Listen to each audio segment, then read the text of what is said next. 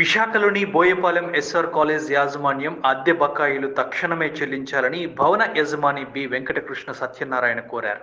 నగరంలోని జీవీఎంసీ గాంధీ విగ్రహం వద్ద చేపట్టిన శాంతియుత నిరసన కార్యక్రమంలో ఆయన మాట్లాడుతూ, Rohini educational services private limited నిర్వహిస్తున్న ఎస్ఆర్ కాలేజ్ యాజమాన్యానికి 20 ఏళ్ల అగ్రిమెంట్ తో తమ భవనాన్ని అద్దెకు ఇచ్చామని తెలిపారు. అయితే కాలేజీ యాజమాన్యం కొంతకాలం సక్రమంగానే అద్దె చెల్లించి తరువాత ఏవేవో కారణాలు చెప్పి గత 31 నెలలుగా అద్దె చెల్లించడం లేదని వాపోయారు. ఫస్ట్ మేము ఇక్కడ ఎస్ఆర్ కాలేజీ అన్న సంస్థకు, విద్యా సంస్థకు మా బిల్డింగ్ బోయపాలెం గంభీరం గ్రామంలో ఉన్నటువంటి మా బిల్డింగ్ని వాళ్ళకి 20 సంవత్సరాలకి అద్దెకి ఇవ్వడం జరిగింది. రిజిస్టర్డ్ అగ్రిమెంట్ ద్వారా అద్దెకి ఇవ్వడం జరిగింది. వాళ్ళు అగ్రిమెంట్ ప్రకారం ప్రతి నెల మాకు అద్దెలు చెల్లిస్తామని మాట ఇచ్చి మా దగ్గర అగ్రిమెంట్ చేసుకున్నారు.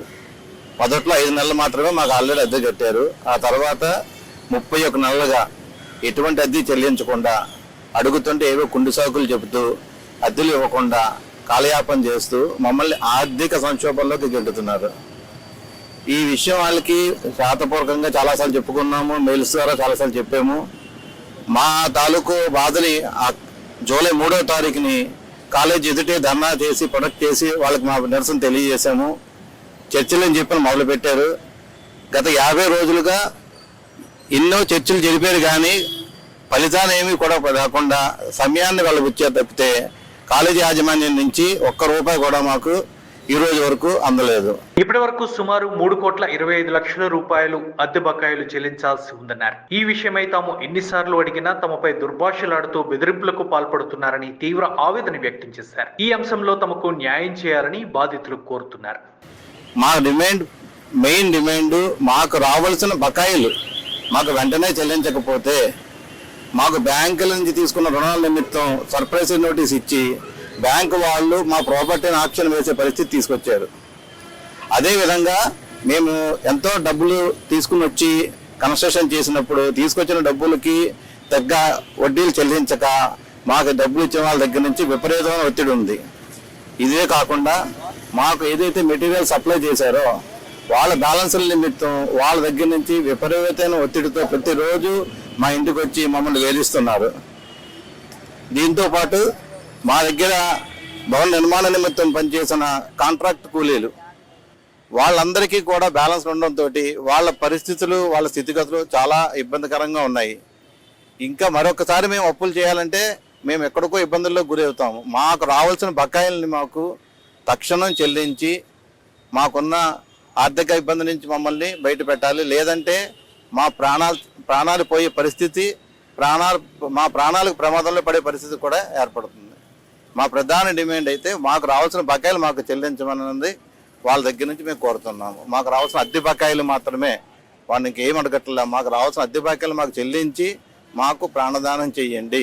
ఎస్ఆర్ కాలేజ్ యాజమాన్యంతో వాళ్ళ ప్రిన్సిపల్, వాళ్ళ రీజనల్ ప్రిన్సిపల్, డీజీఎంతో కూడా మాట్లాడడం జరిగిందండి.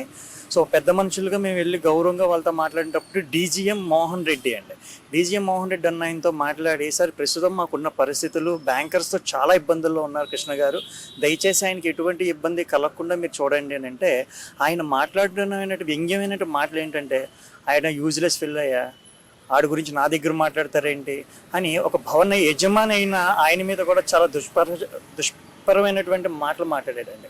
మేము అడిగింది ఏంటి, మాకు ఇవ్వాల్సిన అద్దె మాత్రం మాకు ఇమ్మని అడిగాం. మీకేమైనా మేము బకాయిలు ఉన్నామా, మీరు కట్ చేసుకున్న తర్వాత మాకు మిగిలింది మాకు ఇవ్వాల్సింది ఇవ్వండి. లేదు దాని నిమిత్తం మీరు మీ దగ్గర ఆల్రెడీ ప్రతి నెల అద్దెలో 40% కట్ చేసుకొని మిగతా 60% అన్న మాకు బకాయిని చెల్లించండి అని అడిగాం.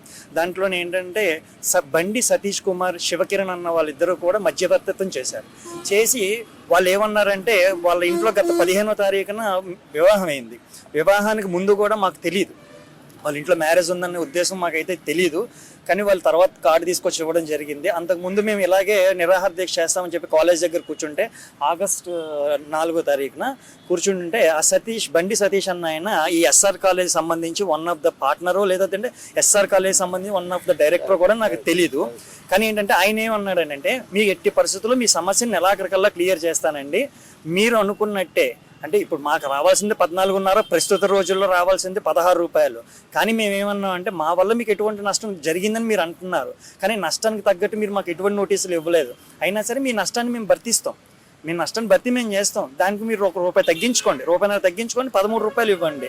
ఇప్పుడు ఎలాగో మనం లీగల్గా రాసుకున్న దాని ప్రకారం ఏదైతే మనం రాసుకున్నామో ఏ డాక్యుమెంట్ అయితే రాసుకున్నామో డాక్యుమెంట్ ప్రకారం 3 years దాటిన తర్వాత హైక్ చేసి ఇస్తారు. అది కూడా మేము తగ్గించుకోండి, అది మీరు 14.5 ఇవ్వండి అని కూడా మేము వాళ్ళతో మాట్లాడడం జరిగింది. వాళ్ళంతా ఓకే అన్నారు. ఓకే అన్న మాటలు కూడా ప్రతిదీ నా దగ్గర వాయిస్ రికార్డులు ఉన్నాయండి. ప్రతి each and every one voice రికార్డులు కూడా ఉన్నాయి. అన్న మనిషి ఇప్పుడు ఏమన్నాడనంటే మాకు సంబంధం లేదు, మీరు ఏం చేసుకుంటారో చేసుకోండి, మీరు ఏం చేసుకుంటారో చేసుకోండి. ఏం మాట్లాడినా ఈ డీజీఎం మోహన్ రెడ్డి అండి, ఈయన డీజీఎం మోహన్ రెడ్డి ఎంత వరస్ట్గా బిహేవ్ చేస్తున్నాడంటే సభ్యతా సంస్కారం అంటే చదువుకున్న వాడికి సభ్యతా సంస్కారం అనేవి 2 ఉంటాయి. ఆ 2 కూడా మాట్లాడడం మానేసి మేము ఇవ్వం, మీరు ఏం చేసుకుంటారో చేసుకోండి, అవసరమైతే స్థల యజమానిని స్థలంలో కూడా అడుగు పెట్టనివ్వకుండా చేస్తానని చెప్పి దౌర్జన్యంగా మాట్లాడుతున్నారండి. ఇంచుమించు వాళ్ళు మాకు ఇవ్వాల్సింది 3 కోట్ల పైన ఇవ్వాలండి. 3,20,00,000 మనకి బకాయి ఉన్నారు. మనం అడుగుతుంది ఏంటంటే ఇప్పుడు వాళ్ళ దగ్గర మేము అడ్వాన్స్ ఎక్కువగా తీసుకున్నాం అని అంటే బిల్డింగ్ కట్టివ్వడానికి, ఆ బిల్డింగ్ కట్టివ్వడానికి మేము మళ్ళీ బ్యాంకర్స్ దగ్గరికి వెళ్ళి ఒక 6 కోట్ల దాకా అప్పు తీసుకొచ్చి మేము బిల్డింగ్ కన్స్ట్రక్షన్ చేస్తూ ఈ రోజుల్లో చిన్నది కట్టాలన్నా సరే కోట్లలోనే అవుతుంది, అంత పెద్ద బిల్డింగ్ కట్టాలంటే ఎక్కడ అవుతుంది.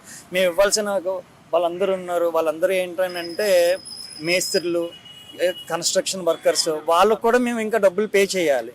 వాళ్ళు కూడా వాళ్ళ బాధను తెలియజేసుకోవడానికి మా దగ్గరికి వచ్చారు. ఎంతమందితో మేము మాట్లాడపడాలి? ఒకరిద్దరితో అయితే ప్రతి ఒక్కరితోనండి. బ్యాంకర్స్ ఏమన్నారు, ఇప్పుడు డైరెక్ట్గా వచ్చి నోటీసులు అంటిస్తాం, మేము ఆస్తులు జప్తు చేస్తామన్నారు. అంటే సంఘంలో అంత మర్యాదగా బతుకుతున్న ఆయనకి ఆస్తులు వచ్చి జప్తు చేస్తారన్న మాట వచ్చిందని అంటే కారణం ఎస్ఆర్ కాలేజ్ వాళ్ళే కదండి. ఎస్ఆర్ కాలేజ్ వాళ్ళు రెంట్లు పే చేస్తే మేము ప్రతి నెల మేము ఈఎంఐలు పే చేసుకుంటే మమ్మల్ని ఎవరు అడుగుతారండి? ఎవరు అడగరు. అది కూడా మేము వెళ్ళి అడిగినా మీరు మాట్లాడకండి, మీకు సంబంధం లేదని అంటున్నారు. పెద్ద మనుషులుగా మమ్మల్ని మాట్లాడారు, తిరిగి మీరెవరని మమ్మల్ని అడుగుతున్నారు. ఇది ఎస్ఆర్ కాలేజ్ యాజమాన్యానికి ఇది సరికాదని. అంటే వెనకాతలు ఎవరున్నారని అంటే మ్యాక్సిమం అందరూ రెడ్డిసేనండి. అనుగుందుల సంతోష్ రెడ్డి గారు ఉన్నారు, ఆయన 1 of the మేనేజరు. సుమారెడ్డి గారు ఉన్నారు, ఆవిడ 1 of the manager. Tirupati Reddy గారు ఉన్నారు, ఆయన ఒక డైరెక్టరు. తర్వాత అంటే వరదారెడ్డి గారు ఉన్నారు, ఆయన ఒక డైరెక్టరు. అంటే సో ఫౌండర్ వరదారెడ్డి గారే, కానీ మిగతా వాళ్ళందరూ డైరెక్టర్లు. వాళ్ళకు కూడా మేము ఇందాకలు కూడా మేము అందరికీ కూడా మెసేజ్లు చేసామండి. మెసేజ్లు చేస్తే కనీసం దానికి కూడా ఎవ్వరూ స్పందించలేదు. మెయిన్ కనీసం చూసారా లేదా అన్నది కూడా తెలియదు. సతీష్ రెడ్డి అన్నాయని కూడా సతీష్ కుమార్ అన్నాయని కూడా మేము పంపించాం, చూసారే కానీ ఇప్పటికి వచ్చి సమాధానం కూడా తిరిగి ఇవ్వలేదు. అంటే వాళ్ళ దృష్టిలో ఏముందని అంటే ఆ కాలేజీని జప్తు చేసుకుందామనా, లేదా కాలేజీని ఆక్రమించుకుందామనా, లేదు అని అంటే లేదా వాళ్ళకి ఇవ్వాల్సిన డబ్బులు వాళ్ళకి ఇచ్చేసి మేము వెళ్ళిపోతామన్నా చెప్పడానికి కూడా ఏదీ లేదు. వాళ్ళే మా డిమాండ్ ఏం లేదండి, మాకు ఇవ్వాల్సిన అద్దె బకాయిలు మాకు త్వరగా చెల్లిస్తే మేము బయటపడి వాళ్ళకి ఏవైనా ఇంకా చేయాల్సినవి ఏమైనా ఉంటే అవి కూడా మేము క్లియర్ చేస్తామని చెప్పి మాటిస్తున్నాం.